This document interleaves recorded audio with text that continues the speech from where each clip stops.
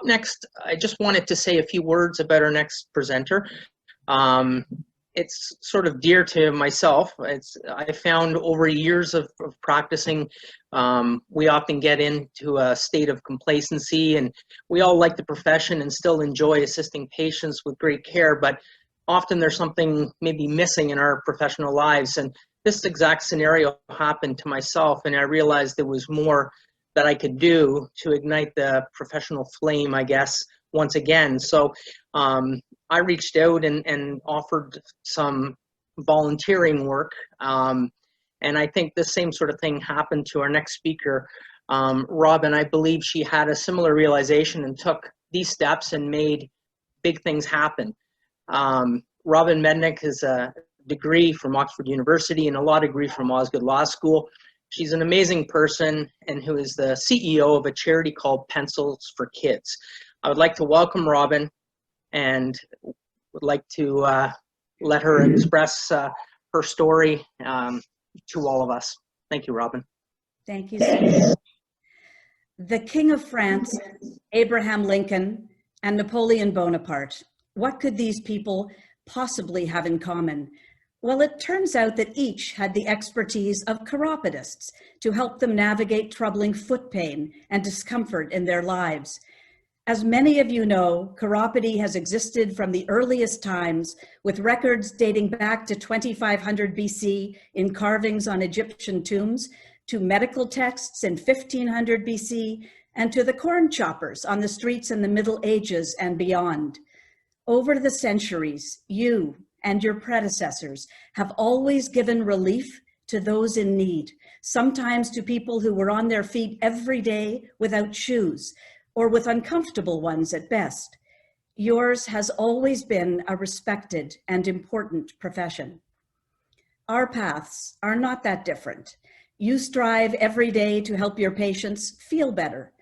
And I have spent the last 15 years trying to improve the lives of others in a country far away, in a country where many people do not have shoes or even food to eat. I've been asked to share my story with you today, one that I hope will resonate with you in your own lives, because whether you help people here or abroad, I think the lessons are the same. In December 2005, my life changed forever with a simple phone call. I called a friend of mine, Dan, who had just returned from 5 weeks in Niger, West Africa, as official photographer for the Canadian team at the Francophone Games, a competition of sport and culture among the French-speaking countries of the world. He sounded distraught on the phone and could barely function. I asked him what was wrong, and he told me that the poverty in Niger was so devastating that he simply could not get the images of the children out of his mind. He said that at one school, 30 children in one classroom were sharing one pencil. My heart simply broke on the phone, and I said, "Stop talking, let's just do something." "What are we going to do?" he asked. "I have no idea," I said. "I'll call you back." So I picked up a phone that day and called the Canadian consulate in Niger, and they answered me in French, of course, remembering it is a Francophone country. My French was not great. "Can I send you supplies?" I inquired. "No, we're a consulate, but we can recommend someone." And they sent me an email the next day with the name of a man, Amadou Madougou. I called him up immediately, and he spoke not a word of English.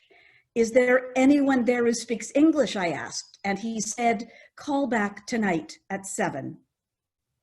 And so I did, and his son Mahmoud answered the phone and told me his dad was the mayor of Libore, a commune with about 30,000 people, and that he used to be the former Minister of Education for the country. "What does your father need for his community?" I asked, "and can you please send me his wish list?" So a few days later, in comes a list on email with everything you can imagine: pens, paper, rulers, notebooks, pencils. And then I got scared. What was I getting myself into? Who are these people? And how could I possibly help?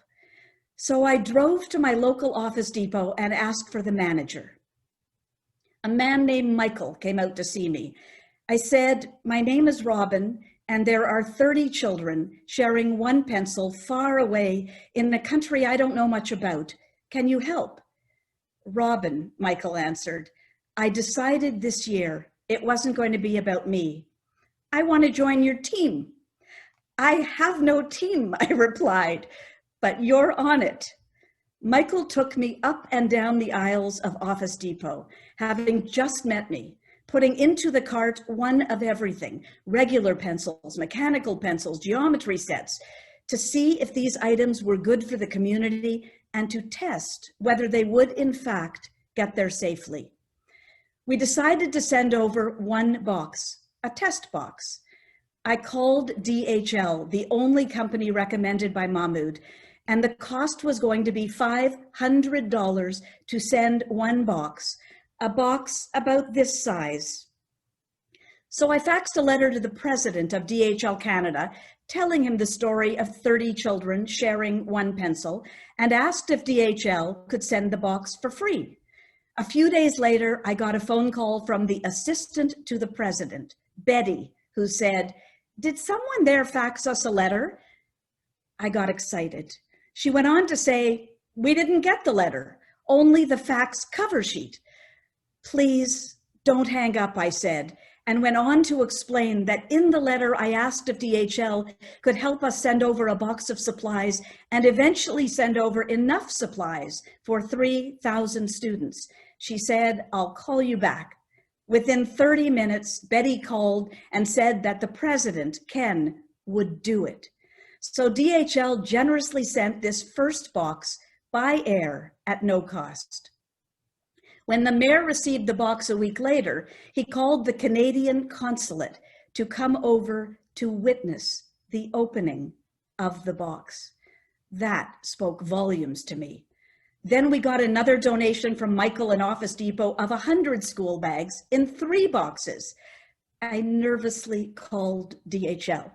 And once again, they agreed to send these 3 boxes over, Air Express, for free.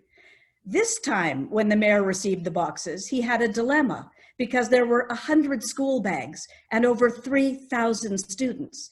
So he called all the villagers together and in a ceremony in front of national television, awarded those school bags to the top achieving students in the community, and then sent me a video of the ceremony. I was moved beyond words. A few months later, we had amassed 24 more boxes of supplies in the basement of my home. Many friends and strangers were beginning to help. Once again, I nervously called DHL, and once again, they said yes. This was generosity worth thousands of dollars. But I didn't want to bother them to pick up the boxes at my home, as they were already so kind. So I hired a moving van on my own and took the boxes to the airport myself. Within a couple weeks, the boxes had arrived, but the mayor called me and said he didn't want to open them. He wanted me to come to Niger and open them myself. We knew sending supplies was not sustainable, and we still knew so little about this community. What are we doing? It was time to visit. My daughter was working in Ghana, which is right next door to Niger, as a journalist, and together in May 2007, we made the trek to Niger. It took 4 flights to get to Niger, and on one of those short flights, I met a man named Peter Enty from England, who was on his way to Ivory Coast.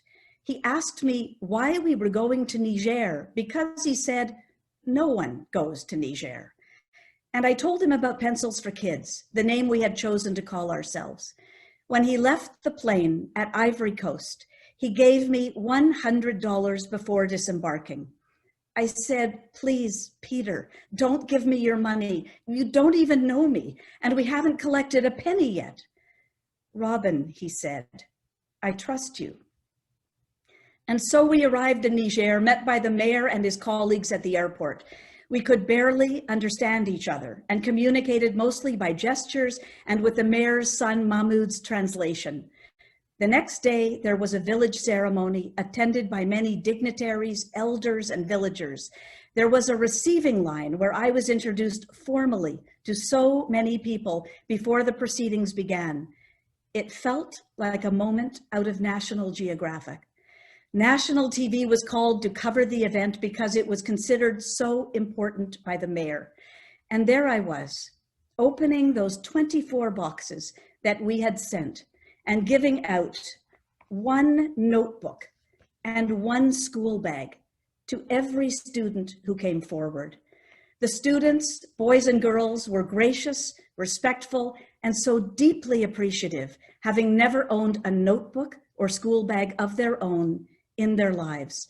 And I thought how valuable one notebook was in Niger, while here in Canada, we have so many notebooks and pencils for every student.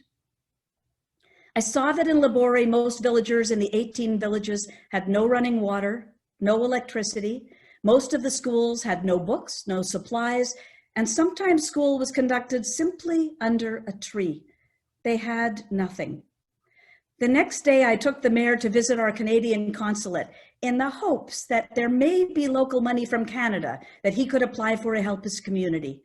Our Canadian diplomat told me that the fact that I had come to Niger meant so much. There was indeed some money available, but there were only 3 weeks left to apply for funds to build a school, and he wasn't sure if our community could get the application in by the deadline. When we left that meeting, I cornered the mayor and I said to him, submit an application right away before 3 weeks to try to get funding for a school. The following day, the mayor took us to a very remote area of the desert where the chief, the women, men, and children awaited our arrival. Then the mayor explained in Zarma, their local language, that I had come to build a school. He then took 10 paces in the desert one way and said, Madame Mednick, do you want the school over there? And then he took 10 paces in the other direction and said, or do you want the school over there? I simply said, not knowing where the money might ever come from, Monsieur le Maire, please put the school wherever you want. At the airport on the way home, I gave to the mayor that $100 from Peter on the airplane ride over. And he said, we will engrave that man's name on the first desk in the first school that we build together. When I arrived home, I called Peter, who was then in England, and said, Peter, you are not going to believe this. And he said, Robin, you are not going to believe this. A friend of mine, Marcello, is about to climb Mount Kilimanjaro in Tanzania, and I told him to raise money for Pencils for Kids. I said to Peter, if he is going to climb that mountain, tell Marcello to make a sign that says Pencils for Kids and take a photo of himself at the summit, and we will print it and put it in the first school we build together to show kids that they too can climb any mountain if they have the willingness to try. Within days, the mayor applied for money from the local Canadian consulate, and 3 weeks later, $69,000 was granted for the building of the first Pencils for Kids school in that same village of Ulmantama that we had visited. Peter and Marcello, who had climbed Mount Kilimanjaro, wired over $3,000 in US funds to us, and within 3 months, the first Pencils for Kids school was up and ready to open. The mayor called and said, we must come to open the school. So in November 2007, my husband and I returned for the opening of the school, and we saw Peter's name engraved on the desk and a photo of Marcello at the top of the mountain framed on the wall. It was a moment I will never forget. In advance of that trip, my husband, Ed, an eye doctor, sent over many medical supplies and ophthalmology equipment. This time, I allowed DHL to come to my home to pick up the 34 boxes, which I'm delighted to say they delivered again, free of charge by air. We had set up a meeting with a local eye doctor after the opening of our school. It was another, pardon the pun, eye opener. Ed was asked by the ophthalmologist there to come back and operate. At the time, there were only 15 eye doctors in the country for 22 million people. When Ed came home to Canada after that trip, he was overwhelmed, wondering what he could possibly do to help. So he contacted Orbis, a not-for-profit flying eye hospital based in the US that travels around the world training eye doctors in developing countries on new techniques, and asked if they would bring their program to Niger. A simple request by email that yielded astounding results. After a year of negotiation and discussions, the government of Niger officially invited Orbis, and in 2010, Orbis brought its huge Airbus airplane and trained eye doctors from Niger and neighboring countries in the hospital and on their airplane. As part of their community outreach, they also visited our community of Labore because of my connection to it, seeing over 400 people in one long day of screening and ultimately operating on 95 people in the coming months. I cannot tell you the feeling Ed and I had of landing on the tarmac in Niger, seeing this huge airplane with an operating room inside, and knowing we had a hand in bringing it there.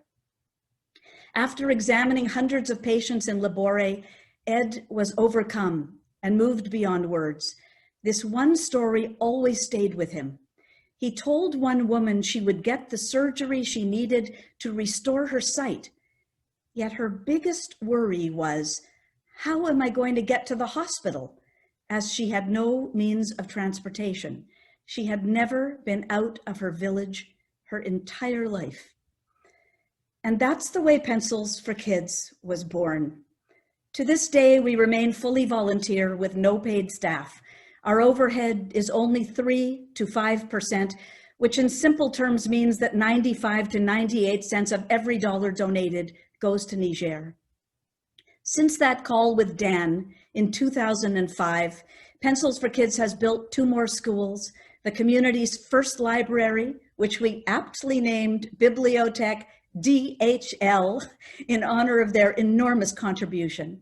We started a self-funding sewing center for girls that has had hundreds of students enrolled, paying tuition for a 3-year program.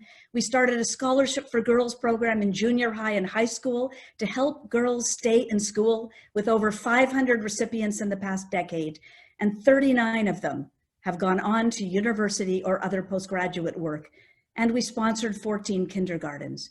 But our most ambitious and life-changing program is our Farmers of the Future initiative, created and led by the renowned agricultural scientist Dov Pasternak, who sadly passed away 2 years ago. With Dov at the helm, we started 10 income-generating gardens for women to teach them how to grow fruits and vegetables for a profit 12 months of the year in the middle of the desert. Before this, they were only living on what they had planted during the rainy season 3 months of the year. Sometimes they had enough food for themselves, but not much else. We wanted to lift them from poverty and provide a way to earn a living, to thrive, not just subsist. And through this farming work for the past decade, we discovered that there were not enough trained agricultural technicians in the country who could teach the tens of thousands of women how to grow fruits and vegetables, how to find water in the ground, how to irrigate, fertilize, set up solar panels. So we are now making plans to build the Dove Center in Dove's memory, which will be the first horticultural school for technicians in the country of Niger. It was Ron Killis from Superior Medical, who some of you may know, who helped me outfit a medical clinic in Labore, train midwives, and provide medical emergency kits to so many schools. His humanitarian work spans 60 countries, and it was Ron who introduced me to Greg Lawrence, your chairperson today. So if you are inspired in your own lives to offer help through your work or beyond, perhaps in your neighborhood, in another part of our country, or in a faraway place. These are the lessons I have learned from the past 15 years that I wanted to share with you today. There is one element of our DNA that we all have in common, our humanity. And that is brought home even more during this pandemic. We all rely on each other. DNA also stands for my journey. The D is for do it afraid, my motto in life. I was afraid to go to a country where I didn't speak the language or understand the culture, afraid to enter the world of international development of which I knew nothing, and fearful for my safety, as we were often accompanied by armed guards. Many of you may have heard that only a month ago, 6 foreign aid workers were murdered in Niger, not far from our community. I also feared failure, as I didn't know what I was doing in this strange new world. What was my definition of success? It wasn't the day that each of our schools finally opened or the day that our library was inaugurated. It was the day that a complete stranger came up to me and simply said, merci. Or the day that a woman wrote me a tiny note on this torn piece of paper that said her name, Asa Amadou equals friend. These moments will stay with me longer than the infrastructure we built. I've been filled with fear about so many things, but my heart spoke before my brain could think, and my steps just followed my heart. So if you feel fear at any time, just do it afraid. As the famous science fiction writer Ray Bradbury said, walk to the edge of the cliff, jump off, and build your wings on the way down. The N in DNA stands for no limitations. There's a great quote that I read from a small book that Ron Killis put together, and it says, don't accept the limitations of other people who claim things are undoable or unchangeable. If it's written in stone, get out your hammer and chisel. Everyone told me not to go to Niger, not to get involved, different language, danger, too far away, culture I couldn't understand, and the impossibility of making a difference as a few people. But the few people on our team here are incredible, and our partners in Niger, the best. And we simply adopted Dove's motto in life, never, ever give up. And the A in DNA stands for abandon expectations. We are often afraid to start something because the expectations upon us from others and from ourselves are simply too great, too heavy a burden to bear. But I have learned there is no point in worrying about outcomes or expectations. It's about taking your best shot and then waiting. It was the do or die moment in the 2019 playoffs, Game 7 Raptors against the Philadelphia 76ers, when Kawhi Leonard took his epic shot. And then he waited, crouched in the corner, while the ball bounced and buffeted around that ring 4 times before going in. Kawhi used his skill and experience to make that shot, but the outcome was never secure. So I have learned to give it my best shot, to leave it all on the floor, knowing that even if our efforts do not succeed, we will have done what we could, and at the very least, let the people of Niger know that we cared. So don't let the pressure of expectations ever stop you from going forward. Greg Lawrence, your chairperson for this conference, gave his best shot when he went to Belize in 2019 with Sonia Maragoni and worked in 2 local hospitals treating their diabetic patients. They plan to return and train Tito Garcia, a nurse, in diabetic foot and wound care so that Tito can then train others locally. Some of you have traveled to St. Lucia, Jamaica, Guyana, Ghana, and other places, sharing your knowledge and skills and changing people's lives, giving it your best shot. According to the definition, one of the definitions of chiropody, it comes from both the Greek and Latin meaning with hands on feet. Thank you for using your healing hands on so many of our feet. And thank you for lending your helping hands to so many others here and around the world. They need you. I'd like to share my favorite quote that fits our charity's name, Pencils for Kids, its purpose, and our philosophy so well.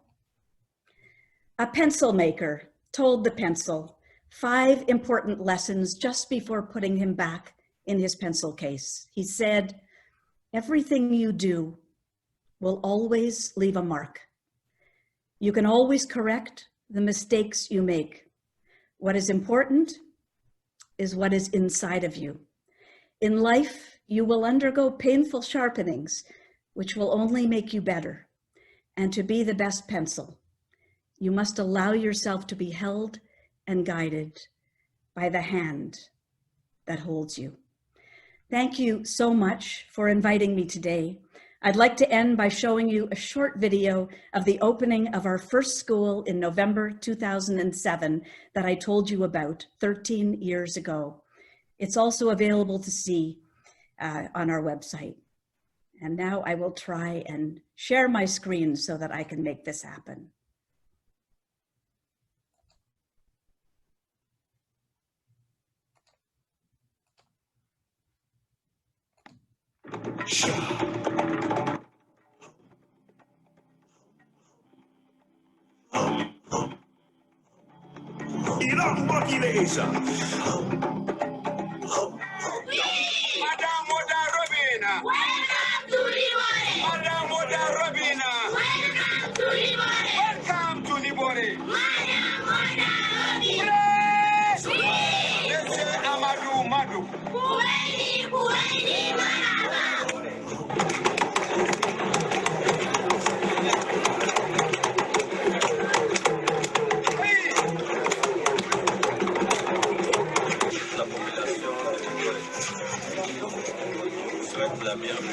Des latrines spécifiques pour les filles et pour les garçons. Du matériel pédagogique et didactique de qualité. Aujourd'hui, nous célébrons l'ouverture de la première école Pencils for Kids. C'est tout simplement fabuleux. Voici une chèque, c'est pas réel. Pour votre communauté, pour $5,000 canadiens, le vrai argent a été déjà câblé à la Banque de l'Ivoire.